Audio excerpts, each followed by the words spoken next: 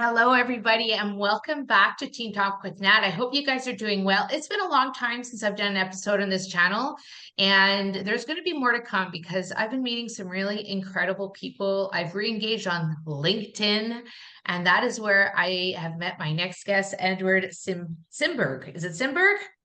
That's right. Oh, awesome. So he is the CEO of Engagely. It's an interactive video platform and a web expert. So thanks for being with me today. My absolute pleasure. Now, Let's be oh, here. awesome. So Teen Talk is all about public speaking for teens.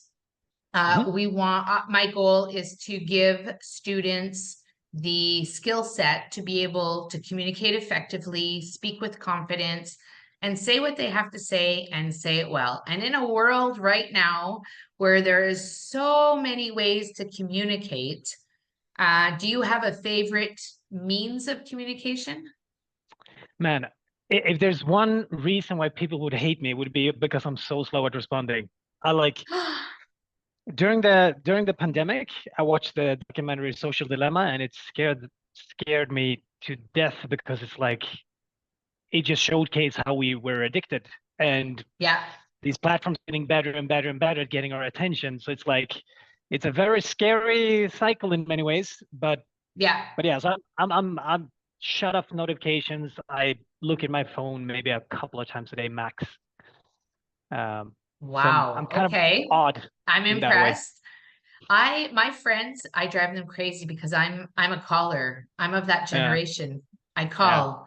So if me I too. want to, and now I will video conference, so WhatsApp video or Yeah. Facebook Messenger video, because that's how I connect with family and friends who are not, near us. Mm, And I drive them crazy because I'll just call randomly. mm. I don't really think about it. But the one piece that came up on LinkedIn this week, I want to get your insight on this. I'm a big Uh-huh. fan of the follow-up, meaning if you send me something, I'm going to at least respond in some way, give you Yeah, an answer, let me think about it. yeah. And I've been filling out multiple service requests on LinkedIn. So this is a feature, right, that LinkedIn has. And people are asking for my service. They need help with interviews, public speaking. I send the proposal, which I take Mm, time to craft because I like to make it individual. mm, Crickets. I get nothing. I mm. think 1 out of 10 will say, thanks, Nat. I'll look into it and get back to you. Crickets. Do you Mm. think the follow-up is important? Hugely important. Hugely Okay. important. There's like I've been in sales and marketing for like more than 15 years, and very typically, they tend to say that your first outreach normally, like, then you just wanted the crowd. But if you actually take the effort to follow up, already there, Yeah. it's like there's some stats on that, but it's like I think it's one out of five salespeople or something like that follow up even once. Yeah. So it's so easy to stand out and be unique and different. And Well, you know, yeah, go ahead. yes, very often it's just like timing too. If you reach out to me at the perfect time, I'm probably going to respond. But if you reach out with the exact same message 2 hours later, you're not going to get into things. It's like so often it's just timing that needs to be right. And that's why that follow-up Yeah. can be so crucial. Yeah, because the post on LinkedIn was about ghosting, about that ghosting is no Yeah. longer just a personal thing. It has also become a corporate or professional thing where people Oh are yeah. just not answering. And I find I say deplorable. I don't want to say that's such a big word, but I find it really disappointing to have a call with somebody or, take time, answer their Mm, questions, do all the things. I do my own follow-up and then not get an answer. It just to mm, me is it breaks that kind of sense of trust. And I have started to train my students that if I put messages on Google Classroom when I write to them, you have to respond. You have to either say, "Got it, Miss Natalie," give me a thumbs up. You have to give me something that you read my mm, message. And mm, I feel like I'm doing them a service by at least coaching them on that so that they get into some kind of habits, because at one time email was the way to communicate. That was one of the prime ways to communicate with a client. Now there's so many other platforms. I mean, how many can we name? I mean, we use WhatsApp probably 90% of the time here. Yeah. Like we do business on WhatsApp because that's just Yeah. the way it is. Yep. And I discovered that a lot of, like last year, I emailed a lot of parents and nobody read my emails. Mm. It No, it's just, crazy. It's yeah, absolutely crazy. And have you ever like it's very interesting because I see that I partly can understand it, but I also partly, for me, one of the most important values is like integrity. Like if I say yeah, that I'm going to respond or answer or be at a meeting, like I'm going to yeah, be there. But yeah, it seems like because it's so easy to book a video call or a yeah, consultation and stuff like that, it's like it's so easy that and if you don't show up, like they can't see you. They're not going to be confronted by it. And yeah. because of that, I think a lot of people just like, nah, I'm tired today. I'm not going to do that thing, even though I've scheduled the time. And I mean, it is a challenge to keep people's attention. What is it, 7 seconds? Or you have to have their attention within just a few seconds to keep them interested. And I mean, this goes for any kind of platform, including websites, right? You have to have the Yeah. thing that will catch their attention to get them to stay on board. And Mm. Engagely will do that, is what I'm understanding, right? So can you Mm. explain a little bit so everybody understands what Engagely is about? For sure. So for the longest time on a website, if we take this as an example, we've had text and we've had photos, and Yeah, that used to work really, really well. But again, video is becoming just more and more accessible. Um, yeah, Before it, like you had such a small server that you couldn't really have a video on a website. But today, like I guess I would make a guess that everyone who's watching this, 90+%, if they had the option, do you want to read text or do you want to watch a video? They're going to select the video, yeah, pretty much always.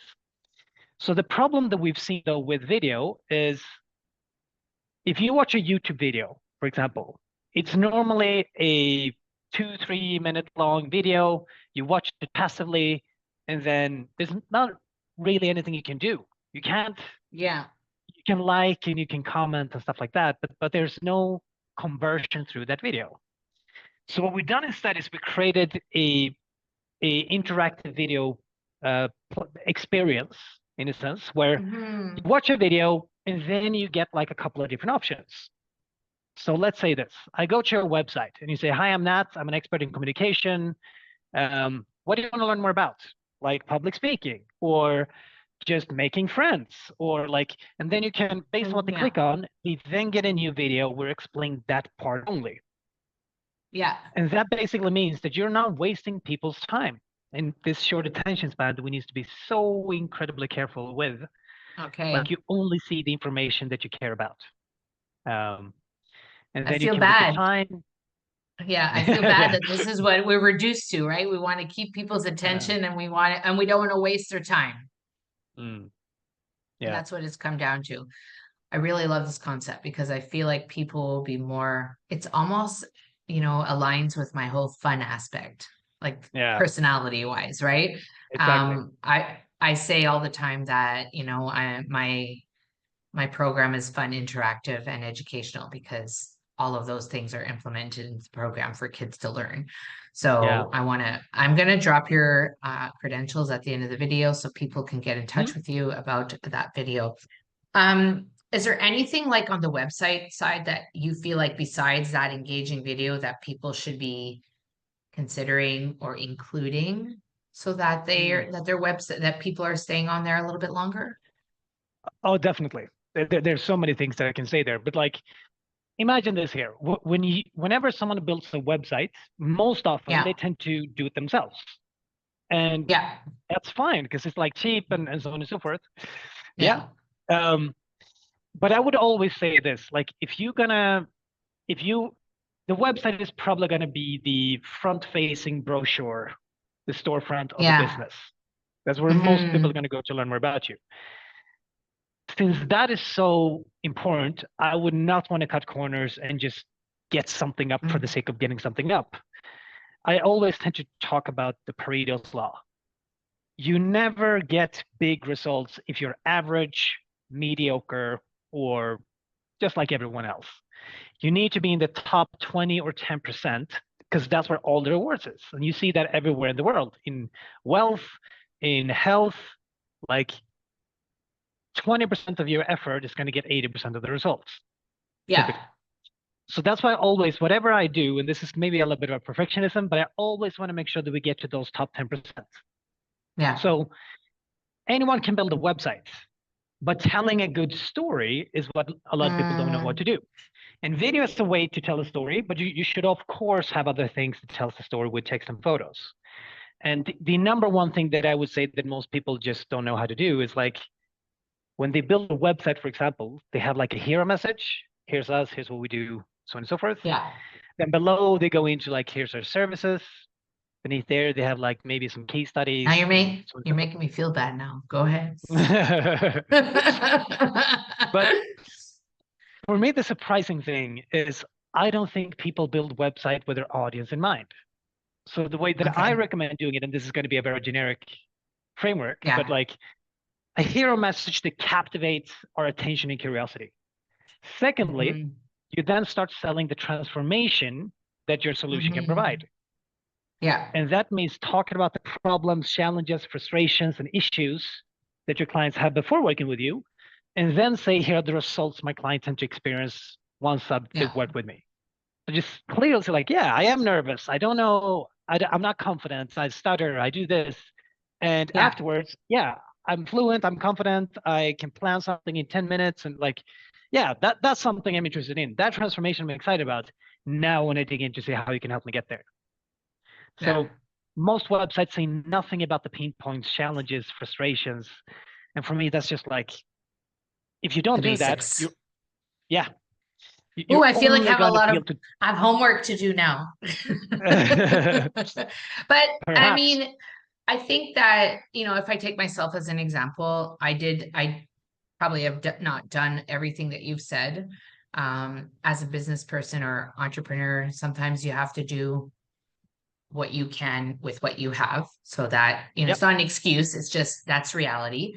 But I love meeting new people with what I call you have this zone of genius. This is your zone of genius. This is where, you help people shine, and where you shine, because that's where you can help them. And my zone of genius is making sure that people are clear and confident when they have presentations, interviews, and things like that. So I think that there's a right in French, is in complicité, it's a compliment to one another. So I appreciate that. That was great feedback. So if that is not the rule of thumb you're following on your website, you might have to have a chat with Edward about it. And he will be able to counsel you a bit better. Those efficiencies in communication, like, you have been doing business for a while. What are some of your top things that you do to maintain like great relationships or communication with clients, or just in general in your life? I've thought about that a lot, because I used to be super shy, and I remember when I was like a teenager, I was very nervous even being in a car with my friends, because we got silent and quiet, and then I kind of want to hang out with me because I'm boring and stuff like that. So I've definitely been like extremely socially anxious in the past, but I think the answer is just curiosity. And I don't know if you can, I think you can stimulate that and grow your curiosity. But for me, it's like, it's so fascinating. Every single person on this planet can teach me something that would drastically increase my life. Every single That's person. awesome. And I like that. It's just trying to figure out what is that thing. Like, sometimes you can learn from them in terms of a negative thing that you shouldn't do, and sometimes it's a positive thing. But in every single person, that there is something that they know that would completely change your life. No matter if it's a 12-year-old teenager who's sitting in their basement playing computer games, but they know something about that that they picked up on that would change your life if you just knew what it is. My kids teach me every year that I start a new program or a new session with students. There's always something that I learn, and I ask them for the help, because they will fuel my creativity and content for, my Mm. sessions, because I'm sure, like everything else, it's very easy to do it in rote, do the same thing Yeah. time, over and over again. So my kids don't know yet, but my first session, we're going to do spoken word. So it's something that we haven't done yet. And I want to pull out like that creativity side and not be so structured around, what they have to Mm. do. So I'm excited about that. I doubt they're going to Cool. watch this, so I'm not really worried about that. So if But folks need, yeah, go ahead. but you seem to me like a very curious person too. What is interesting about what you do, would you say? Like what makes you like, oh, I want to figure Yeah. this thing out? So for me, I started really navigating literally, and it's not a pun on words, but when I worked on ships many years ago, I found myself in these situations where I had to deal with a lot of crew members. I had to do trainings that I didn't know about. Like they say, oh, Natalie, by the way, you have Mm. to do a ship tour today. So slowly started refining and realizing that each person who is different needs a different kind of different style of communication, or they need it explained to them differently. And that evolved over time. So when I got back into the corporate world, I always had a desk at my chair, and my colleagues would come and say, I have to talk to this client today. What am I going to say to them? How am I going to tell them the bad news? Or how should I write this Mm. email? So there's an ease that I've created over time in getting into the other person's head. What is the empathy I have to have for the other side, and create it in a way that is assertive but empathetic at the same time. And with kids, part of my background, I've worked with kids for 30 years, so I understand them even at Mm. my ripe age. Yeah. I still connect very easily with my teens because I want them to speak. And what I always say is that teens just want to be seen and heard. So when I Mm. just sit down and I look at them and I say, go ahead, I'm listening, and they have my full attention, that is worth gold to them because Miss Natalie is listening to me. Mm. And I preach that all the time, that being seen and heard, we all want to be seen and heard. As adults, we all Mm. want it too. We don't call it that. Yeah. So being seen and heard is probably sort of my unique factor that makes the program successful, makes my coaching successful, because every time I hop on a call with a client, whether it be Zoom or in person, it's like, I'm here with you right now for the next 60 minutes. What do we have to work on? What is it, the project you have? And let's create something that you feel good about, because that's, the three things I've said from the very beginning of my business is speak with confidence, communicate clearly. But the most important one is say what you want and say it well, you know, because sometimes we stop ourselves from saying the thing because we don't know Mm. how to say it.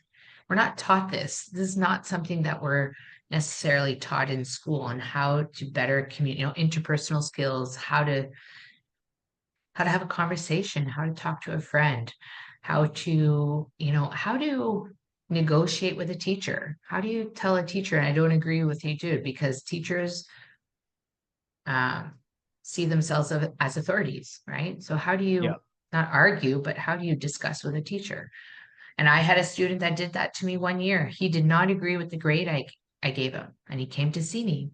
Said, Miss Natalie, I feel like I deserve a better grade. You told me my speech was very good, and he listed all the things that I said to him. I said, but you were over time. There was a time limit. It was like 3 to 5 minutes, and he went for like, maybe it wasn't 3 to 5, maybe it was like 2 to 3, and he did like 5 minutes. And I said, the timing is really important.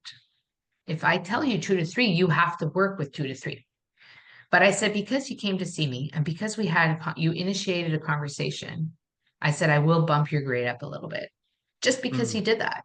Because it took courage, right? It takes guts to do that. Not all kids are going to do it. So I applaud any student. And if I can give, just one student the courage to speak up when they have to, then I feel like I've done my job. I had Yeah. this such an interesting experience very related to this a couple of years ago.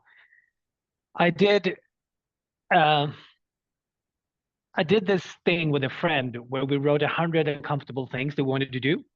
And then we Mm, started doing one a day. And we had like three different themes. One was like being rejected, which is something so many people are like worried about. yeah. But I mean, no matter what you're going to do, if you're going to be successful, you're going to have to go through rejection. So we're like, okay, what are 30 uncomfortable ways that we could get rejected? And then we just go out and ask them. Like some of them were super silly. It was like ask someone to hold your hand up the escalators. Yeah. Very odd and weird thing to do. But like, and one was like go into a grocery store and ask if you can get something for free. So we did 30 different things.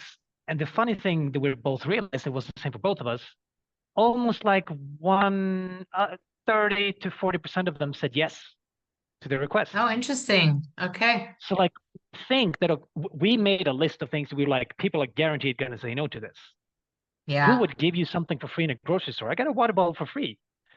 So it's like Nice. it's so cool if you just have the courage to ask. It's so much more likely they're going to say yes than you imagine. That's like a Well, huge I insight. I'm very happy that you had the courage to ask me to meet on LinkedIn. Yeah. Yeah. So if folks want to get in touch with you and they want to know more about Engagely, because I think it's an incredible product, where is the best way for them to reach out to you? So the website engagelypro.com is going to be launched in the next few days. It's a new Nice. business. But I also run a lot of like webinars and like you'll find me very often, especially like in a professional context on LinkedIn is where I'm Okay. very easy to find. So And that's where I run.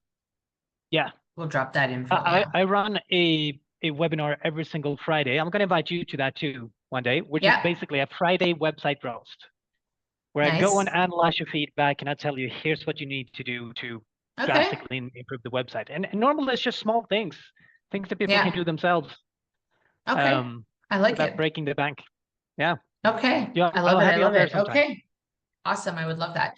So, once again, thanks to Edward Simberg for being here today, CEO of Engagely. My name's Nat. I am the owner of Master Authentic Voice and the creator of the Teen Talk program. What a fun conversation. Thank you so much. Yeah. I love Thank it. you so It's much. enriching. It's Really appreciate enriching. it. Yeah. So, whatever you choose to do, have an incredible day, and we'll see you soon in the next episode. Bye for now. Bye, Edward. Bye bye.